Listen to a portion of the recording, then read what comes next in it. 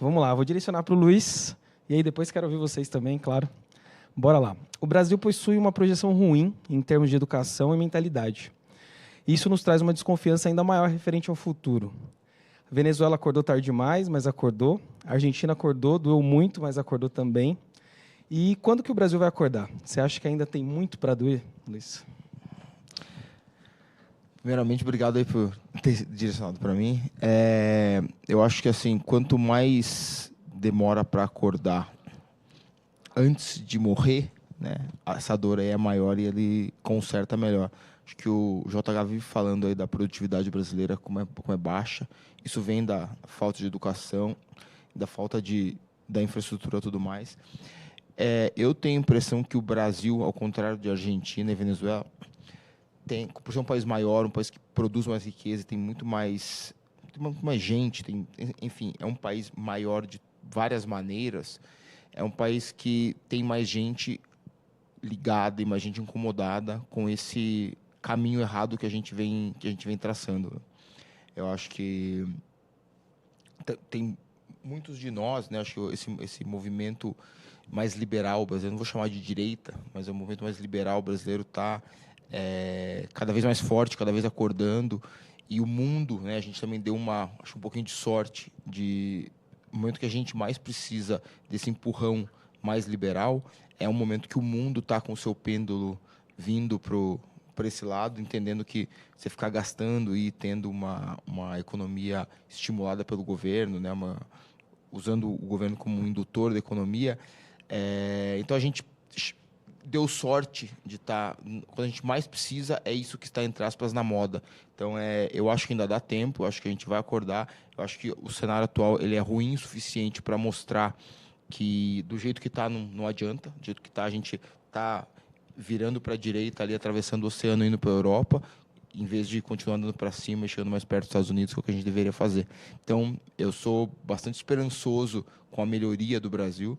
Não acho que a gente vai ter o país do futuro, como o pessoal gosta de falar, né, o eterno país do futuro, mas eu acho muito difícil o Brasil também ele degringolar para uma Argentina e Venezuela, não porque não consiga, se continuar como está, isso vai acontecer sim, mas esse pêndulo vem a nosso favor, as eleições municipais nos ajudaram bastante, tem um indicativo aí, então eu acho que a gente já está acordando e eu sou um pouco mais esperançoso.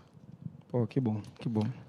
Eu tenho uma opinião, eu falo que a mesma coisa que impede a gente de cair no precipício, eu acho que é o que impede a gente de disparar e se tornar um país desenvolvido. O que eu vejo? Eu vejo que a gente tem grupos de interesse muito grandes.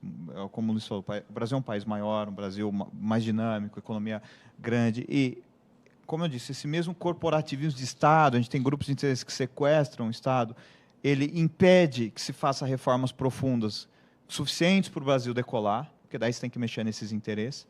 Mas também, quando a situação econômica começa a deteriorar muito, esses mesmos grupos reagem.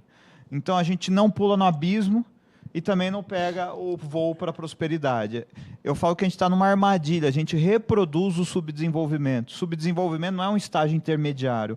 Eu sou pobre, eu sou subdesenvolvido e daí eu viro desenvolvido. Não. O subdesenvolvimento no Brasil ele já é o estágio final, né? Do jeito que as coisas estão arranjadas hoje, a gente tem uma quantidade de grupos de interesse que, a hora que a situação começa a deteriorar muito, e, em especial em relação à inflação, esses grupos reagem. Só olhar o que aconteceu em 2015 e 2016. E a hora que começa a se fazer reformas muito profundas, esses grupos também reagem. Então, a menos que esse arranjo mude, acho difícil a gente ir parar numa Venezuela. Os grupos, os grandes grupos de mídia, os grandes grupos produtores agronegócios, os grandes grupos industriais, a hora que você começa a ter inflação descontrolada, desancoragem, juros subindo, esses grupos reagem. E reagiram no passado. E não tem a menor dúvida que as instituições que estão de mãos dadas com esses grupos também vão reagir. São as mesmas instituições que validaram o impeachment da Dilma que agora tiveram outro tipo de posicionamento. Então, acho que esse é um primeiro ponto. O segundo ponto é a população brasileira, diferentemente da população argentina, ela é muito sensível à inflação. Inflação, o único presidente que ganhou 2 vezes em primeiro turno foi o cara que resolveu o problema da inflação. Foi o Fernando Henrique. Ele ganhou na Bahia, inclusive. Né? O Nordeste ficou azul. Né? A direita ganhou no Nordeste na década de 90.